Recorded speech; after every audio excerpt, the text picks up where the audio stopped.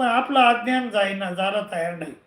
तर ते कशासाठी लावलंय ते कशासाठी ती प्रतिमा आहे?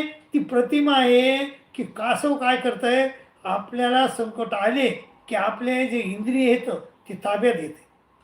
कोणाचं काही संकट आलं की ते सगळे पाय हातपाय मदत घेते.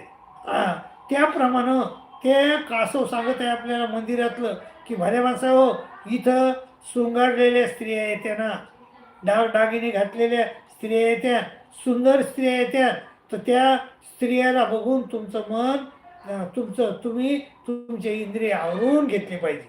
तर ते सैराट धाव द्यायची नाही, इंद्रिय तुमचे आवरून घेतले पाहिजे. तर विशेष करून तुम्हाला म्हणजे संसारिकांना तो सल्ला नाही.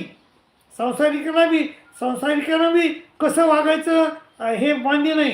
संसारिकांना बी रामासारखं नीतिमंत वागायचं, पण त्याच्यापेक्षा पुढे जाऊन यानं वागायचं साधूनं त्या ती मूर्ती पाहायची, त्या कशाची, कासवाची मूर्ती पाहायची आणि मनात विचार करायचं की हे कासव इथं काय बाबा, का ठेवलं हे कासव इथं?